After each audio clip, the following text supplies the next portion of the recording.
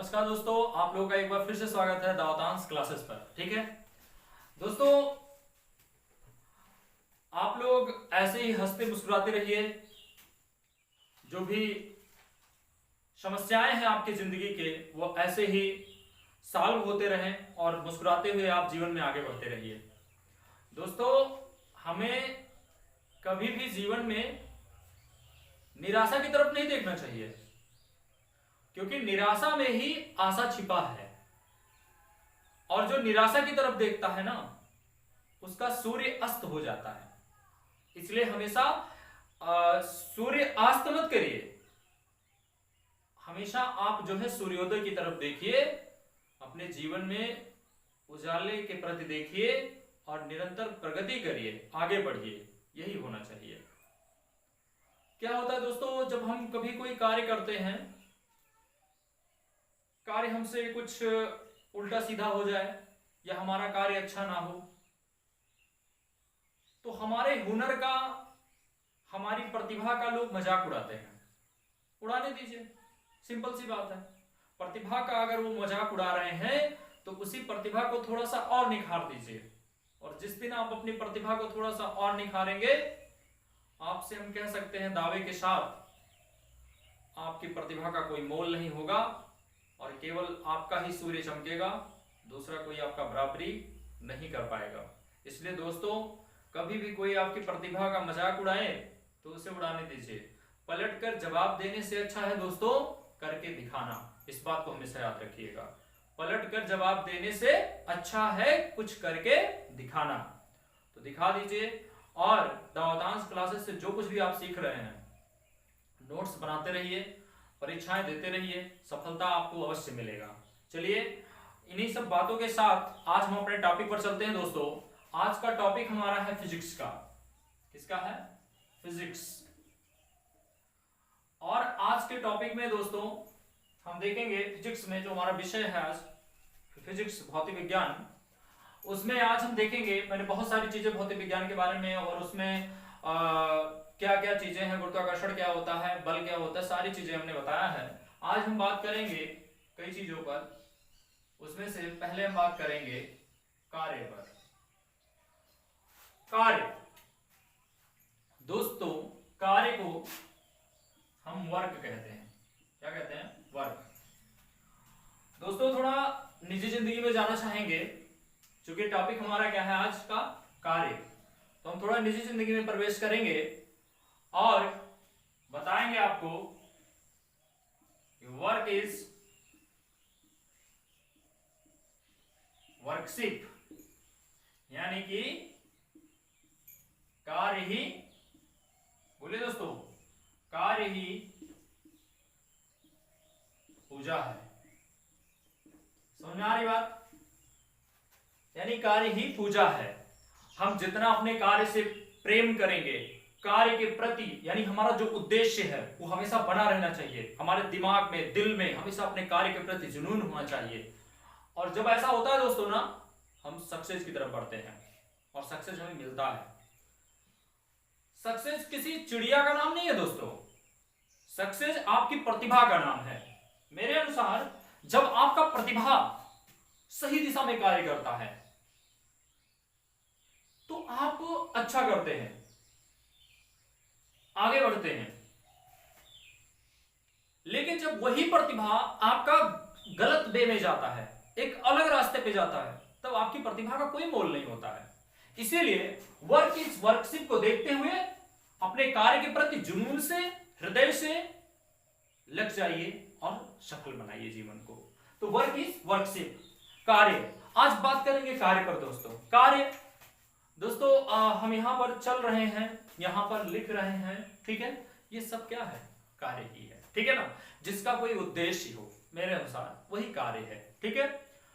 और जिस भी वस्तु में, भौतिक विज्ञान के अनुसार, इन फिजिक्स, जिस वस्तु पर बल लगाया जाए और उसकी दिशा में, उसकी स्थिति में परिवर्तन हो जाए। जैसे देखिए, ये वस्तु अभी हमारे हाथ में है, अभी हम इसको जेब में रखेंगे, परिवर्तन हो गया कि नहीं हो गया? फिर उठा करके इसको हाथ में ले लिए, ये हो रहा है कार्य। ठीक है दोस्तों, कार्य का मतलब होता है परिवर्तन लाना, परिवर्तन करना। जैसे आपसे कोई वर्क करने के लिए कहा गया कि आपको ये कार्य पूर्ण करना है, और आप कार्य नहीं कर रहे हैं, वो कार्य जो आपको करने के लिए दिया गया है 10 दिन बाद देखा जा रहा है कार्य अधूरा पड़ा हुआ है, तो इसका मतलब आपने कोई कार्य नहीं किया है। मूलभूत क्या है, मैं समझाना क्या चाहता हूं आपको। मूलभूत यह है दोस्तों कि जब हमारे कार्य की स्थिति यानी कि जो पोजीशन होता है, ठीक है, वो जब चेंज होती है तभी हम कहते हैं कि कार्य हुआ है। जैसे आप किसी दीवार पर बल लगाते हैं, ठीक है, अब जब आप किसी दीवार पर बल लगाते हैं, अब दिन भर बल लगाइए, दिन भर बल लगाइए, और दीवार अपने स्थान पर खड़ी रहे मुस्कुरा करके, एकदम मुस्कुरा रही है, ठीक है, दीवार अपने स्थान पर खड़ी है मुस्कुरा करके, यानी कि आपने कोई कार्य नहीं किया है। वहां पर दोस्तों आपका जो वर्क होगा वो क्या होगा, शून्य होगा। कार्य क्या है, शून्य है।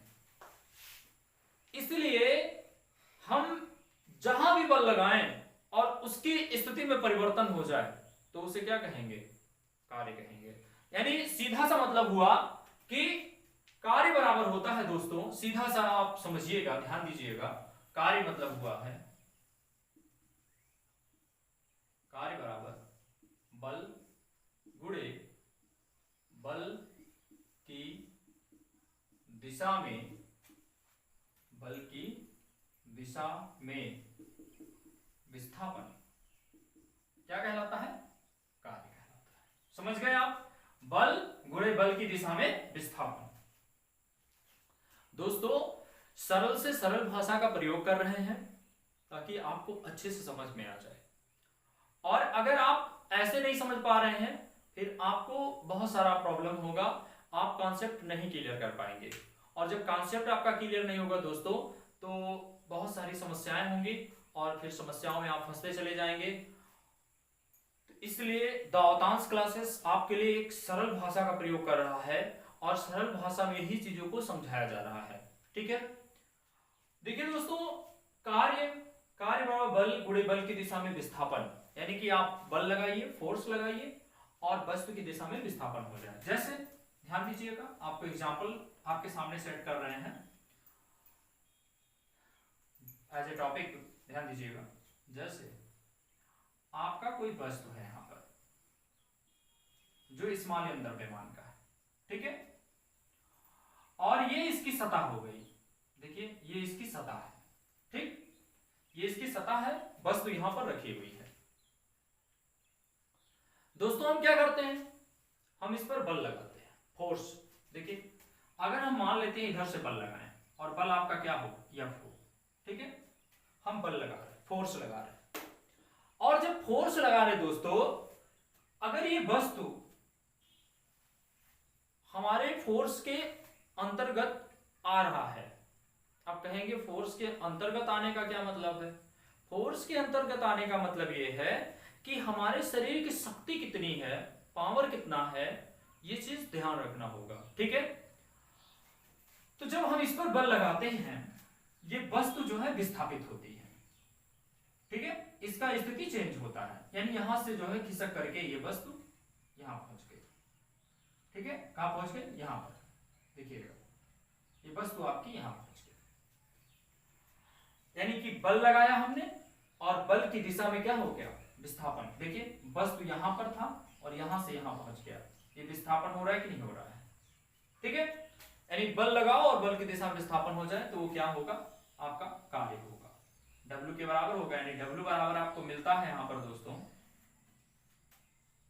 क्योंकि आप बल लगा रहे हो, क्या लगा रहे हो, बल, और विस्थापित हो रही है, विस्थापन को अगर हम यस से मान लें तो W बराबर एफ यस, ये आपका जो है नंबर फर्स्ट जो आपका फार्मूला बनेगा, ये बनेगा कार्य, ठीक है, W बराबर एफ यस, ठीक है। तो इस तरीके से आपने देखा कि कार्य किसी भी वस्तु पर जब बल लगाएंगे और उसकी स्थिति में परिवर्तन होगा तभी हम कह सकते हैं कि कार्य हुआ है, ठीक है ना। अब देखिए कहीं पर आप एक्स्ट्रा बल लगा रहे हैं उसका कोई मतलब नहीं निकलेगा, आप दिन भर बल लगाइए उसका कोई मतलब नहीं निकलेगा। ठीक है, अब देखिए दोस्तों, आइए इसको इरेज करते हैं, फिर अगले पॉइंट पर बात करते हैं। देखिएगा, अब यहां पर हमने बताया आपको कि W इक्वल टू Fs। ठीक है, देखिए दोस्तों, आपसे हम पूछना चाहेंगे कि वास्तव में कार्यकर्ता कौन है, कार्यकर्ता कौन है। तो इसका आंसर आप लोग क्या देंगे? वास्तव में दोस्तों कार्य हम नहीं, हमारा बल करता है। कौन करता है? बल करता है। कार्य हम नहीं करते हैं, बल करता है। ठीक है, हमारे अंदर जो फोर्स है वही कार्य करता है। अब आपके अंदर फोर्स नहीं होगा तो आप काम कर पाएंगे? कभी नहीं कर पाएंगे। आप ऐसे खुद ही एकदम लूज रहेंगे, बिल्कुल कोई मतलब ही नहीं है। अब जिसके अंदर शक्ति ना हो, बल ना हो, ठीक है, उससे कह दीजिए कार्य करने के लिए, तो कार्य उसका आधा अधूरा रहेगा, कोई मतलब नहीं निकलेगा। ठीक है, और इस तरीके से आपका कार्य सब फ्लॉप हो जाएगा, बेकार चला जाएगा। तो दोस्तों कार्य हम नहीं, कौन करता है? बल महोदय करते हैं। कौन करते हैं? बल महोदय करते हैं। इसलिए अपने बल का रिस्पेक्ट करें। ठीक है ना, बल महोदय करते हैं। दोस्तों कार्य का मात्रक जूल होता है। क्या होता है? जूल होता है। आपने पढ़ा होगा कार्य का मात्रक जूल होता है। और जूल ही क्यों होता है इस बात को नोट कर लीजिएगा, क्योंकि इसकी जो खोज हुई थी वो जेम्स प्रेस्कॉट, कौन? जेम्स प्रेस्कॉट जूल ने की थी। तो इसीलिए इनके नाम पर ही इसका मात्रक क्या हो गया है? जूल हो गया है, जेम्स प्रेस्कॉट जूल। ठीक है ना, इतना तो आपको समझ में आ गया होगा। ठीक है दोस्तों, हम बात करेंगे एक टॉपिक पर और इसी कार्य से ही रिलेटिव है। कार्य में दोस्तों क्या होता है, जब हम किसी वस्तु पर नियत बल लगा रहे हैं। नियत मतलब क्या होता है? कांस्टेंट। ठीक है ना, यानी कि हमारा बल जो है वो क्या है? नियत है। दोस्तों जब हम किसी वस्तु पर नियत बल लगा रहे हैं, ये आपका वस्तु है और इस पर हम नियत बल लगा रहे हैं। ठीक है ना, फोर्स हमारा क्या है? नियत है। ठीक, नियत बल लगा रहे हैं और ये वस्तु जो है विपरीत दिशाओं में, मतलब कि कई दिशाओं में जा रही है। मतलब इसका कोई नियत नहीं है कि ये किस दिशा में चली जाएगी, किस दिशा में विस्थापन कर जाएगी। ठीक है ना, तो इस प्रकार से वहां पर थीटा प्रयोग हो जाता है। थीटा मतलब क्या होता है? कोण, यानी एंगल प्रयोग होता है। यानी कहने का मतलब क्या है, हमने बताया कि सूत्र क्या है? W इक्वल टू Fs होता है। और इस तरीके से अगर बल नियत है और वस्तु जो है बल की दिशा में विस्थापन ना करे, यानी कि बल की दिशा में विस्थापन ना करके इधर उधर चारों दिशाओं में विस्थापन करे, तो W इक्वल टू Fs तो हमने बताया था। इसके साथ साथ आप लोग cos थीटा जोड़ देंगे। क्या जोड़ेंगे? cos थीटा जोड़ेंगे, यानी कि वो चारों दिशाओं में जो है गति यानी विस्थापन कर रही है।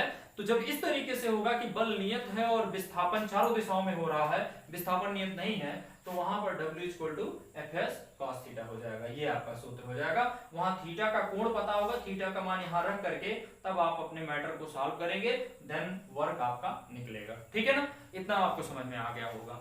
तो कार्य का मात्रक पता चल गया और साथ ही साथ आप ये समझ गए कि W equal to Fs cos theta क्यों होगा।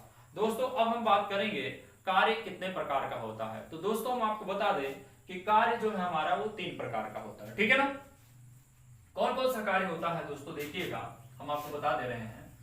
कार्य 3 प्रकार का होता है। एक होता है दोस्तों नंबर 1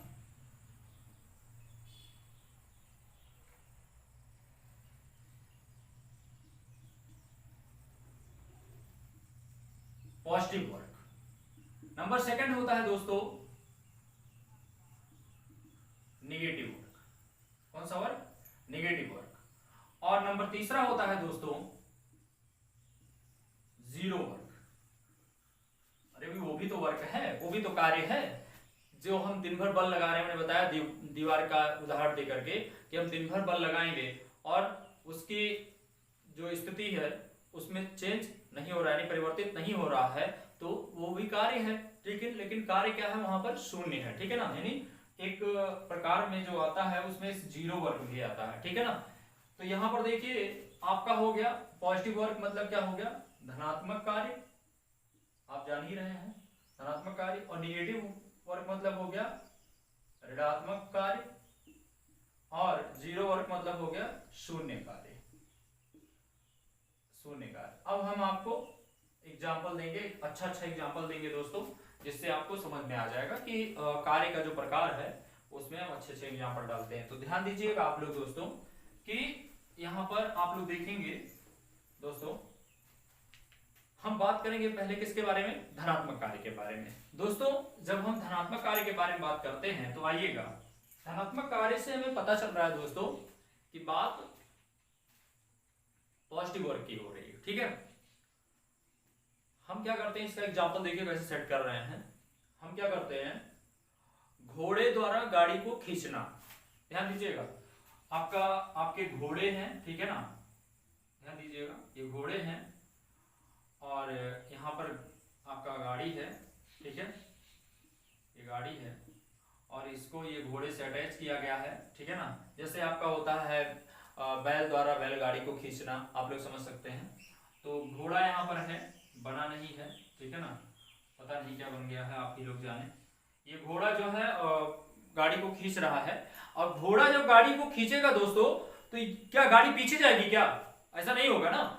यानी एक दिशा में, निश्चित दिशा में उसका विस्थापन होगा कि नहीं होगा। यानी बल लगाओ और अगर निश्चित दिशा में विस्थापन हो रहा है तो कौन सा कार्य है, धनात्मक कार्य है। और इस तरीके से जो घोड़ा आपका खींच रहा है इस गाड़ी को, ये कौन सा वर्क होगा, धनात्मक वर्क होगा। इतना तो समझ गए होंगे। ये किस वर्ग के अंतर्गत आता है, धनात्मक, ठीक है ना, धनात्मक कार्य। ठीक, अब चलेंगे हम ऋणात्मक कार्य, किसके, ऋणात्मक कार्य पर। तो दोस्तों ध्यान दीजिएगा आप सभी लोग, ऋणात्मक कार्य में दोस्तों, ऋणात्मक कार्य जैसे हम लोग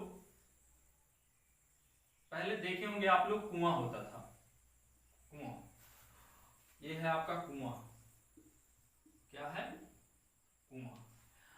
अब कुएं में पहले दोस्तों लगी होती थी घिरनी, क्या लगी होती थी, घिरनी, और इस घिरनी से एक रस्सी लगी होती थी, घिरनी से, जो ऐसे यहां पर आपका बाल्टी रहता था या जो भी आप कह लीजिए वो है, और एक रस्सी ऐसे घूम करके बाहर रहता था, ठीक है, बाहर रहता था। हम लोग पकड़ करके वहां पर कुएं के पास जो है, अब तो कुएं से लोग पानी नहीं पीते हैं ना नहाते हैं, अब तो कुआं सब बंद हो गया है लगभग, क्योंकि नल मोटर पंप सब ऑलरेडी आपके घर में है, उसका प्रयोग आप कर रहे हैं। लेकिन बच्चों को आप बताइए कि पहले आप लोग कुएं से ही पानी पीते थे, नहाते थे, जो भी चीजें हैं, ठीक है। ये आपका कुआं है दोस्तों। यहां पर हम लोग क्या करते थे कि ये जो घिरनी लगी है इसको कहते हैं घिरनी। घिरनी के बारे में आगे हम और चर्चा करेंगे, लेकिन यहाँ पर आप बस इतना जानिए, घिरनी है आपका। तो जब हम लोग रस्सी पकड़ करके दोस्तों खींचते हैं, यानी कुएं से पानी निकालते हैं, तो क्या होता है, इन फिजिक्स में देखिएगा, ध्यान दीजिएगा, क्या होता है कि ये जो बाल्टी है यहां पर, उस पर गुरुत्वाकर्षण शक्ति लग रही है। क्या लग रही है, गुरुत्वाकर्षण शक्ति लग रही है। बाल्टी पर क्या लग रही है, गुरुत्वाकर्षण शक्ति लग रही है। अब देखिए बाल्टी पर कौन सी शक्ति लग रही है, यहां पर लिखेंगे, ध्यान दीजिएगा, नीचे से लग रहा है गुरुत्व शक्ति, वर्क कर रहा है, ठीक है। और यहां से हम कार्य कर रहे हैं, खींच रहे हैं, क्या कर रहे हैं, खींच रहे हैं। और हम खींच रहे हैं दोस्तों, और ये जो है हम जानते नहीं है, एक शक्ति और है, नीचे से एक शक्ति और कार्य कर रही है, वो बाल्टी पकड़ के खींच रही है। अब बताइए, हम बाल्टी पकड़ के नीचे से कोई खींच रहा है और आप ऊपर खींच रहे हैं, तो ज्यादा शक्ति लगेगा, ज्यादा कार्य करना पड़ेगा। तो ये हो गया कौन सा कार्य, ऋणात्मक कार्य हो गया, कि हम गुरुत्व के विपरीत कार्य कर रहे हैं, गुरुत्व के विपरीत कार्य कर रहे हैं। तो ये कौन सा कार्य हो जाएगा, ऋणात्मक कार्य हो जाएगा। अब आप समझ गए होंगे। जैसे हम लोग एक एग्जांपल और सेट करते हैं धनात्मक कार्य का, धनात्मक कार्य का एक और एग्जांपल हम सेट कर रहे हैं इसी के लिए। धनात्मक कार्य में एक एग्जांपल ये सेट करेंगे कि जैसे यहां पर तो हम विपरीत वर्क कर रहे हैं गुरुत्व के, लेकिन अगर हम ऊपर से, छत से या और ऊपर से, एरोप्लेन से या कहीं से जो है किसी वस्तु को नीचे गिराएं, तो जब कोई वस्तु नीचे गिरता है दोस्तों, तो गुरुत्व उसको खींच रही है, गुरुत्व उसको खींच रही है, तब वो धनात्मक कार्य के अंतर्गत आएगा। वो आराम से आ रही है, जिस तरफ गुरुत्व खींच रहा है उसी तरफ आ रही है, उसको कोई फोर्स ऊपर खींच नहीं रहा है कि ऊपर उस पर भी कार्य किया जा रहा है, ऊपर खींचा जा रहा है और नीचे आ रही है, ऐसा कुछ नहीं हो रहा है। उसको केवल छोड़ दिया गया है कि तुम गिर जाओ, ठीक है ना, जमीन पर जाकर के, तो उसको गुरुत्वाकर्षण शक्ति खींचती है, वो धनात्मक कार्य के अंतर्गत आ जाएगा। लेकिन ये वर्क जहां पर हम इसको खींच रहे हैं, बाल्टी को हम ऊपर खींच रहे हैं और नीचे से गुरुत्व शक्ति खींच रही है, तो ये कार्य जो है वो ऋणात्मक कार्य हो जाएगा। ठीक, अब हम बात करेंगे दोस्तों शून्य कार्य का। किसका बात करेंगे? शून्य कार्य का बात करेंगे, और उसके बाद आपका कार्य यहीं पर समाप्त हो जाएगा। शून्य वर्ग में देख लीजिए क्या होता है दोस्तों। शून्य वर्ग, जैसे आप लोग सब्जी खरीदने जाते हैं, सब्जी खरीदने, आप सब्जी खरीदने गए हैं, देखिए आप लोग को भूख तो नहीं लग गया, कंट्रोल करिएगा, अभी पढ़ लीजिए पहले और वीडियो पूरा देखा करिए। आप लोग वीडियो जब पूरा देखेंगे तभी आपको नॉलेज पूरा मिल पाएगा दोस्तों, ठीक है, लगे रहिए। हम लोग अगर मेहनत कर रहे हैं तो आप लोग उसका कुछ रिजल्ट प्राप्त करिए, ठीक है, मेहनत का। आइएगा, तो जब आप सब्जी खरीदने जाते हैं तो एक झोला रहता है आपके साथ में, क्या रहता है? झोला। अब झोला लिए हैं, सब्जी खरीदने जा रहे हैं दोस्तों। अब आलू वाले से पूछ रहे हैं भैया क्या दाम है, सब्जी आलू भी ले लिए, टमाटर भी ले लिए, है ना, खीरा भी ले लिए, ठीक, कद्दू भी ले लिए, अब जैसा आपको जो सब्जी अच्छी लगे।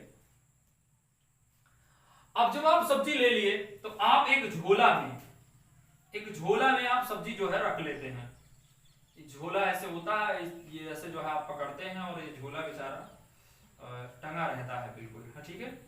ये झोला है जो कि रो रहा है अपने भाग्य पे कि हम झोला क्यों बन गए, ठीक है।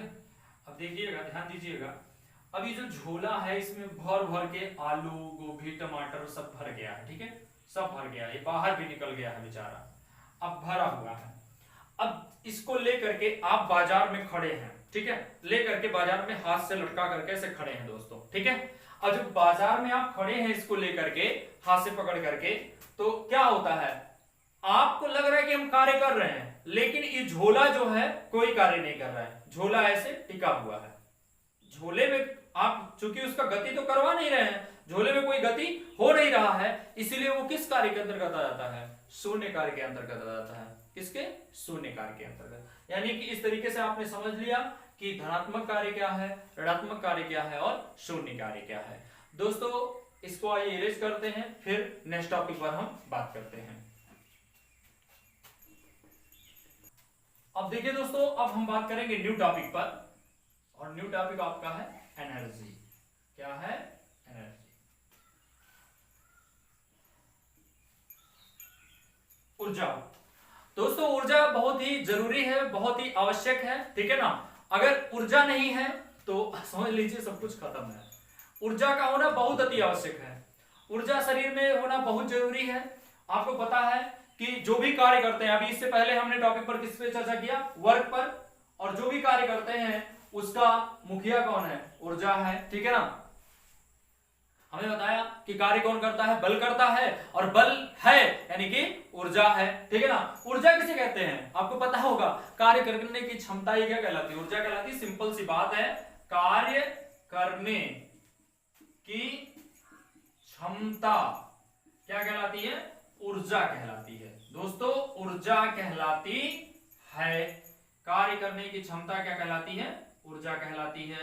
यानी कि energy is the ability to do work.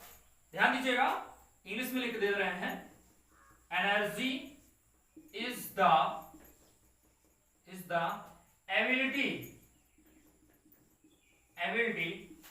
To do work.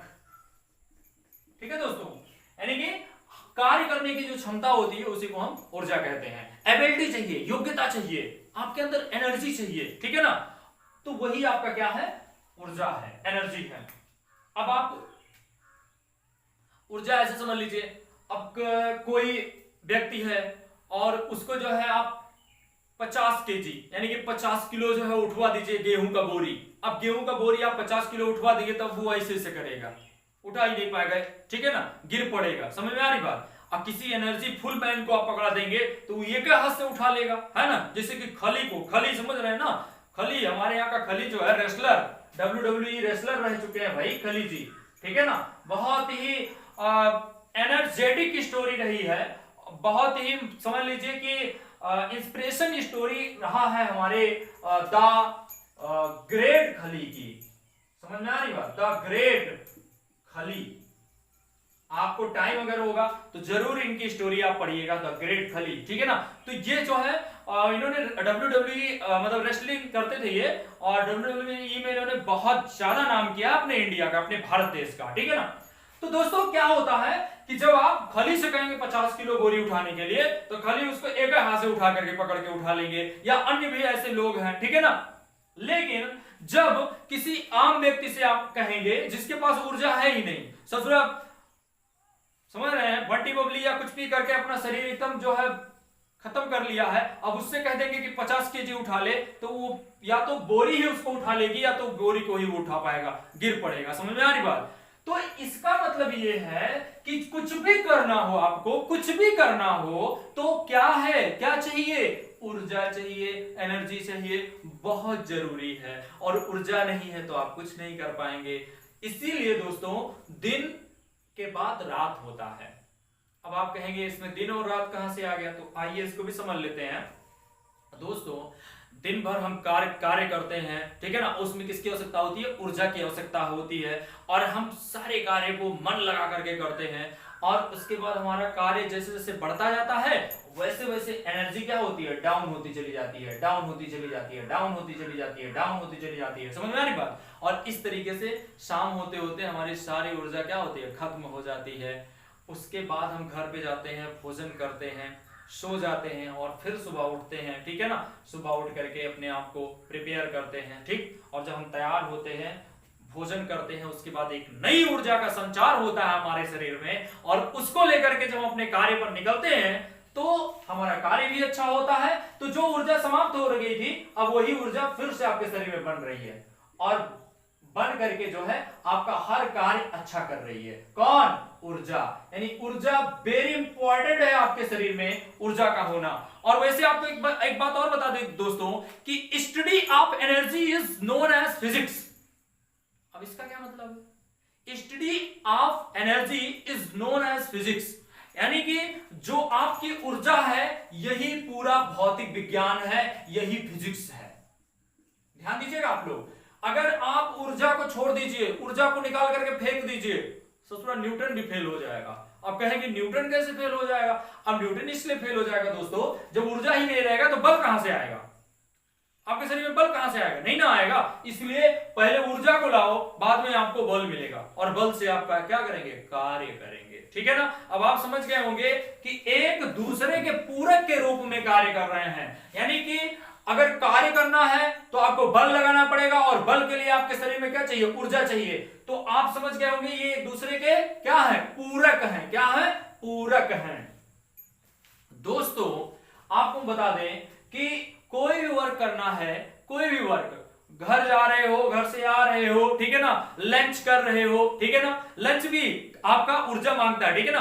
आपके हाथ में ऊर्जा ही नहीं रहेगा तो आप रोटी तोड़ेंगे कैसे, नहीं ना तोड़ पाएंगे। तो इसलिए जो है, और आज का जो जनरेशन है दोस्तों, वो रोटी को छोड़ करके आप समझ रहे हैं कि अन्य चीजों पर, पिज्जा पर भाग रहे हैं या अन्य चीजों पर भाग रहे हैं, ठीक है, अच्छी बात है। लेकिन दोस्तों जो रोटी में ताकत है ना, उसका उपयोग कीजिए, और बुद्धि और मन की चंचलता जो है उसको खींच करके अपने वश में कर लीजिए, और वश में करने के बाद अपने निजी संसाधनों का प्रयोग करते हुए अपने कार्य में लग जाइए, और पॉजिटिव एनर्जी का उपयोग करिए, आपका हर कार्य अच्छा होगा। आज ये हम नहीं, आज ये फिजिक्स कह रहा है, ठीक है ना, आज ये भौतिक विज्ञान से हमें शिक्षा मिलती है। दोस्तों तो मैंने बता दिया कि फिजिक्स से आप ऊर्जा को निकाल देंगे तो समझ लीजिए फिजिक्स जो बेचारा वो अधूरा हो जाएगा, सो जाएगा। इसलिए फिजिक्स को जगाना है तो फिजिक्स में ऊर्जा भर दीजिए, और जब फिजिक्स में ऊर्जा भरेंगे तो हमारी बॉडी में ऊर्जा आएगा, और जब बॉडी में ऊर्जा आएगा तो हम अच्छे से अपना कार्य करेंगे। तो इतना आप समझ गए होंगे। अब दोस्तों हम बात करेंगे कि, ध्यान दीजिएगा यहां पर एक मिनट, आपका जो पूरा जो यूनिवर्स है, ध्यान दीजिएगा,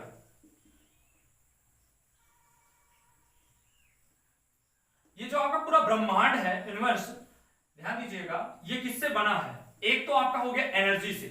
अब देखिए ब्रह्मांड भी आपका किससे बना है, एक आपका एनर्जी से बना हुआ है, और ध्यान दीजिएगा मैटर से, ठीक है ना। ऊर्जा और द्रव्य, ऊर्जा और द्रव्य से मिलकर के क्या बना, पूरा ब्रह्मांड बना। और ब्रह्मांड बना तभी हमें क्या मिला, फिजिक्स मिला, ठीक है ना। तो इस तरीके से अगर ऊर्जा ना होता तो वास्तव में ब्रह्मांड का निर्माण भी ना हो पाता। आइए इसको इरेज करते हैं और कुछ नेक्स्ट टॉपिक पर चर्चा करते हैं। ध्यान दीजिएगा दोस्तों, तो आपने एनर्जी को अच्छे तरीके से समझा। अब हम एनर्जी के प्रकार पर बात करेंगे, टाइप्स ऑफ एनर्जी। और उससे पहले तो हम काफी चर्चा कर चुके हैं कि पूरा फिजिक्स ही क्या है, पूरा फिजिक्स ही क्या है, एनर्जी है। इतना आप अच्छे से जान गए हैं, ठीक है, भूलिएगा मत। पूरा फिजिक्स एनर्जी है। एनर्जी को निकालोगे फिजिक्स अधूरा हो जाएगा, फिजिक्स चल नहीं पाएगा, ठीक है। अब हम बात करते हैं कि एनर्जी जो हमारा है, ऊर्जा, वो कितने प्रकार की होती है। तो दोस्तों एक होता है पीई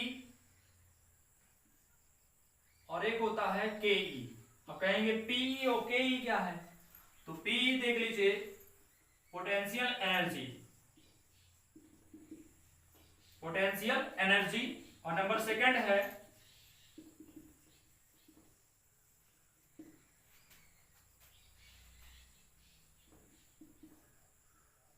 काइनेमेटिक एनर्जी, ठीक है। तो इस तरीके से कुछ लोग इसको किनेमेटिक्स भी कहते हैं, ठीक, वैसे काइनेमेटिक इसको बोल सकते हैं आप। तो पोटेंशियल एनर्जी और काइनेमेटिक एनर्जी दो प्रकार की। अब पोटेंशियल एनर्जी मतलब क्या होता है, पोटेंशियल एनर्जी मतलब होता है स्थितिज ऊर्जा, क्या होता है, स्थितिज ऊर्जा। और काइनेमेटिक एनर्जी मतलब होता है गतिज ऊर्जा, ठीक है। अभी हम बात करेंगे दोनों टॉपिक पर। अब देखिए स्थितिज ऊर्जा क्या होती है दोस्तों। दोस्तों स्थितिज ऊर्जा वह ऊर्जा है जो किसी वस्तु अथवा पिंड को जब पृथ्वी की सतह से हम ऊपर उठाते हैं, चाहे थोड़ा सा ही ऊपर उठा दीजिए, तो उसमें एक ऊर्जा आ जाती है। क्या आ जाती है, ऊर्जा आ जाती है। और इसी ऊर्जा को हम क्या कहते हैं, स्थितिज ऊर्जा कहते हैं, ठीक है ना। क्या कहते हैं, स्थितिज ऊर्जा कहते हैं। मतलब कि वस्तु की स्थिति के द्वारा जो ऊर्जा आती है उसी को हम क्या कहते हैं, स्थितिज ऊर्जा कहते हैं, ठीक है ना। जैसे आप चारपाई देखे हैं ना, अब चारपाई पे कोई बैठा है तो पृथ्वी की सतह से ऊपर उठा हुआ है कि नहीं उठा हुआ है, तो उसमें क्या आ जाता है, स्थितिज ऊर्जा आ जाता है। दोस्तों कहने का मतलब क्या है कि अगर ये हमारा जो मार्कर है इसको यहां पर रखेंगे तो स्थितिज ऊर्जा कम होगी, लेकिन थोड़ा ऊपर उठाएंगे स्थितिज ऊर्जा बढ़ रही है, और ऊपर करेंगे स्थितिज ऊर्जा और बढ़ेगी, और ऊपर करते चले जाएंगे। जितना ही हम वस्तु को पृथ्वी की सतह से ऊपर उठाएंगे वस्तु की स्थितिज ऊर्जा बढ़ती चली जाएगी। दोस्तों वस्तु की स्थितिज ऊर्जा क्या होगी, बढ़ती चली जाएगी। कहने का मतलब क्या है, समझ रहे हैं, यहां पर एक जादू हो रहा है। यानी कहने का मतलब यह है कि आप किसी वस्तु को ले लीजिए, जैसे कोई ईंट ले लीजिए, ध्यान दीजिएगा, कोई ईंट ले लीजिए। अब ईंट जो है बेचारा पृथ्वी पर पड़ा हुआ है, पृथ्वी पर पड़ा हुआ है ना। अब पड़ा हुआ है, लेटा हुआ है, तो उसमें कोई ऊर्जा नहीं है कोई ऊर्जा, कोई ऊर्जा नहीं है, क्योंकि अपने से तो वो किसी का सर फोड़ नहीं सकता है, राइट। तो पड़ा हुआ है। अब उसी ईंट को आप उठाइए और उठा करके थोड़ा ऊपर ला करके छोड़िए, पृथ्वी पर छोड़िए। तब पृथ्वी पर जब आप छोड़ेंगे तो अब उसमें एनर्जी आ गया कि नहीं आ गया, अभी जो बेकार पड़ा था अब उसमें एनर्जी आ गया, समझ रहे हैं ना। मतलब ऊंचाई देने से, देखिएगा ध्यान दीजिएगा, इसलिए ऊर्जा हम बता रहे हैं, ऊंचाई देने से ऊर्जा बढ़ रही है, ऊंचाई देने से ऊर्जा बढ़ रही है। तो वो कौन सी ऊर्जा है, स्थितिज ऊर्जा है, ठीक है ना। अभी उसी ईंट को यहां से छोड़े, अब और ऊपर ले लीजिए, और ऊपर ले लीजिए, बहुत ऊपर चले जाइए, ठीक है ना, पृथ्वी की सतह से बहुत ऊपर चले जाइए। अब देखिए जब वहां से छोड़ेंगे ना तो किसी का सर फूटेगा ही नहीं, ये समझ लीजिए कि फिर उसके बाद वो बेचारा जीवन में दोबारा खड़ा नहीं हो पाएगा, ठीक है ना, इतना टुकड़ा हो जाएगा सर का, ठीक। तो इसलिए कहने का मतलब ये है दोस्तों कि वस्तु को अगर हम पृथ्वी की सतह से थोड़ा सा ऊपर उठाएंगे और ऊपर उठाएंगे और ऊपर उठाएंगे तो एनर्जी उसकी बढ़ जाएगी, यानी उसके अंदर कौन सी ऊर्जा आती है, स्थितिज ऊर्जा आती है, ठीक है। जैसे कोई व्यक्ति चारपाई पे बैठा हुआ है दोस्तों, और अब पूरा स्थितिज ऊर्जा लेकर के बैठा है, कोई मोटा व्यक्ति हो और ससुरा जब पृथ्वी पर गिरेगा तो पृथ्वी ही हिल जाएगा, इस तरीके से, समझ में आ रही बात। तो इस तरीके से उसमें कौन सी ऊर्जा होती है, स्थितिज ऊर्जा होती है। अब आप समझ गए होंगे, ठीक है। स्थितिज ऊर्जा में दोस्तों एक सूत्र होता है potential energy is equal to mgh, यानी कि Pe is equal to mgh। ये आपका सूत्र है, ठीक है ना, जिसमें आपका m क्या है, द्रव्यमान है, मास है। यहां पर देखिएगा m क्या है, मास है, g क्या है, ग्रेविटी है, ग्रेविटी, और h क्या है दोस्तों, h जो है आपका वो हाइट है, ठीक है। तो इस तरीके से पोटेंशियल एनर्जी इक्वल टू होता है mass into gravity into height then equal to potential energy. तो ये होता है Pe इक्वल टू mgh। दोस्तों थोड़े और एग्जांपल ले लें आप स्थिर ऊर्जा के। जैसे आपका जो कैमरा होता है जो अभी लगा हुआ है सामने, तो ये कैमरा जो है दोस्तों, इसमें भी कौन सी एनर्जी है, स्थिर ऊर्जा ही है, ठीक है ना, पोटेंशियल एनर्जी ही है, ठीक। कैमरा जमीन पर गिरेगा, धड़ाम टूट जाएगा, ठीक है ना। जैसे आपका पंखा, ठीक है ना, पंखा लगा होता है, अभी जो पंखा लगा हुआ है दोस्तों, ये रुका हुआ है, रुके हुए पंखे में स्थितिज ऊर्जा होती है। अब बाद में बताएंगे कि चलते हुए पंखे में क्या होती है, नेक्स्ट टॉपिक है आपका, वही समझ गए होंगे आप। लेकिन रुके हुए पंखे में कौन सी ऊर्जा होती है, पोटेंशियल एनर्जी होती है, स्थितिज ऊर्जा होती है, ठीक है ना। पंखा वहां से गिर जाएगा अगर खुल के, तो समझ लीजिएगा 2-3 को तो ले ही जाएगा, ठीक है ना, सर फटेगा और चोट लग जाएगा, ठीक है ना। तो इस तरीके से हमें स्थितिज ऊर्जा से बच के रहना है, कहीं गिर गया तो फिर समझ लीजिएगा कि प्रॉब्लम हो जाएगा, ठीक। अब हम चलेंगे दोस्तों मुस्कुराहट के साथ गतिज ऊर्जा पर, यानी कि काइनेमेटिक एनर्जी पर चलेंगे।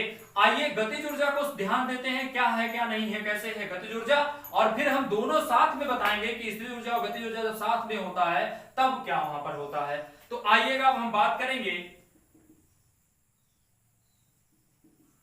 गतिज ऊर्जा के बारे में, गतिज ऊर्जा, ठीक है। गतिज ऊर्जा दोस्तों क्या होता है, सिंपल सा बात बताने जा रहा हूं, सिंपल सा समझ लीजिए, सिंपल सी भाषा में, ज्यादा इधर उधर की सोचने की जरूरत नहीं है, सिंपल सा बात बता रहे हैं। अगर कोई वस्तु गति कर रही है, अगर कोई वस्तु गति कर रही है तो कौन सा एनर्जी है, गतिज ऊर्जा है। अब समझ गए आप लोग, बहुत अच्छे थे। अगर कोई वस्तु गति कर रही तो गतिज ऊर्जा है, सिंपल सी बात आप कह दीजिए। जैसे चलती हुई हवा, वायु में कौन सी एनर्जी होती है, गतिज ऊर्जा होती है। समझ में आ रही बात, चलती हुई वायु में गतिज ऊर्जा होती है, आप समझ गए।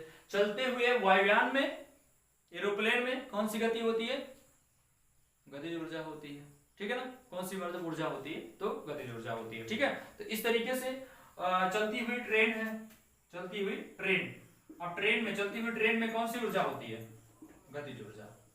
तो आप समझ गए कि मतलब कोई भी वस्तु मूव कर रही है तो उसके अंदर कौन सी गति है, गतिज ऊर्जा है। फिर गति हमने कह दिया, मतलब ऊर्जा कौन सी है, गतिज ऊर्जा, ठीक है। ध्यान दीजिएगा दोस्तों, अब हम उसी टॉपिक पर आते हैं। मैंने बताया कि स्थितिज ऊर्जा में जो आपका पंखा है वो स्थितिज ऊर्जा है, ठीक है ना, उसमें स्थितिज ऊर्जा होती है, ठीक। गिरेगा तो दिक्कत करेगा, लेकिन उसी पंखे को आप ऑन कर दीजिए, स्विच ऑन करिए, पंखा चलने लगेगा। अब दोस्तों कौन सी गति आ गई, कौन सी ऊर्जा आ गई, गतिज ऊर्जा। समझ गए ना, यानी कि अगर पंखा आपका गति कर रहा है तो उसमें कौन सी ऊर्जा रहेगी, गतिज ऊर्जा रहेगी, और पंखा रुका हुआ है तो कौन सी एनर्जी रहेगी, स्थितिज ऊर्जा रहेगी, ठीक है। तो इस तरीके से आपने गतिज ऊर्जा को समझ लिया। जैसे कोई व्यक्ति अगर कार में बैठा हुआ है, कार खड़ा है, वो कार में बैठा हुआ है, भाई भाव है उसका, कार में बैठा हुआ है। अब व्यक्ति कार में बैठा है तो कौन सी ऊर्जा है, केवल बैठा है तो स्थितिज ऊर्जा है। कौन सा ऊर्जा है, स्थितिज ऊर्जा है, पोटेंशियल एनर्जी है। लेकिन वही कार अगर वो गतिमान कर दे तो कौन सी ऊर्जा आ जाएगी, तब उसके अंदर गतिज ऊर्जा आ जाएगी। दोस्तों क्या हो रहा है कि यहां पर एक बात और समझने वाली है कि आप लोग सोच रहे होंगे कि सर वहां पर तो वस्तु या व्यक्ति जो है वो बैठा हुआ है और गति भी कर रहा है, तो यहां पे दोनों ऊर्जा तो नहीं आ रही है। जी बिल्कुल आ रहा है। अगर हमारा पंखा चल भी रहा है और ऊपर है, तो यानी कि गतिज ऊर्जा भी है और स्थितिज ऊर्जा भी है। लेकिन अगर आपसे कोई पूछे कि चलते हुए पंखे में कौन सी ऊर्जा है, तो आप गतिज ऊर्जा कहेंगे। लेकिन अगर वो कहेगा कि प्योरली आप उसको समझा के बताइए प्योरिटी में, तो आप क्या कहेंगे कि उसमें कौन सी ऊर्जा है? यांत्रिक ऊर्जा है दोस्तों। कौन सी एनर्जी है? यांत्रिक, मैकेनिकल जिसको कहते हैं, ध्यान दीजिएगा, यांत्रिक। अब आप समझ गए होंगे कि यांत्रिक ऊर्जा क्या होता है। यांत्रिक ऊर्जा, ध्यान दीजिएगा बहुत अच्छे से, छोटे शब्दों में, यांत्रिक ऊर्जा इज इक्वल टू, यानी मैकेनिकल एनर्जी जो है इज इक्वल टू किसके होता है? ध्यान दीजिएगा, पीई प्लस केई। इसका मतलब क्या हुआ? Potential energy plus kinematic energy दोनों के इक्वल होता है आपका कौन? यांत्रिक ऊर्जा। यानी कि अगर आप ऊंचाई पर बैठे हैं, ऊंचाई पर ध्यान रखिएगा, ऊंचाई होना चाहिए, ऊंचाई पर बैठे हैं और साथ ही साथ आप गति कर रहे हैं, तो उसमें कौन सी ऊर्जा है? यांत्रिक ऊर्जा है। ठीक है ना?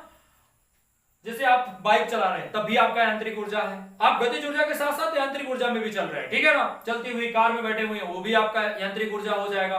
चलता हुआ पंखा जो है वो भी यांत्रिक ऊर्जा का हो जाएगा। ठीक, तो इस तरीके से आप लोग यांत्रिक ऊर्जा को भी समझ गए कि पोटेंशियल एनर्जी के साथ साथ अगर काइनेमेटिक एनर्जी भी है तो वो कौन सा ऊर्जा होगा?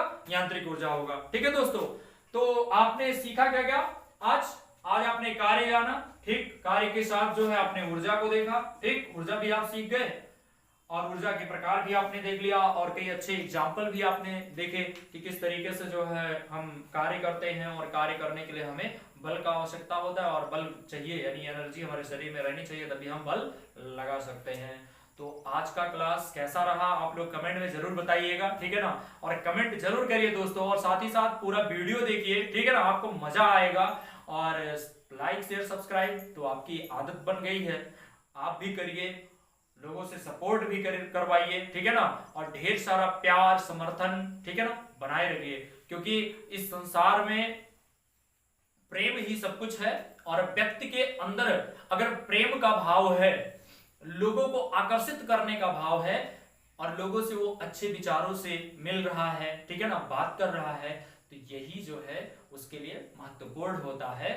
तो दोस्तों आज इस वीडियो से हम कार्य और ऊर्जा के बारे में सीखे हैं।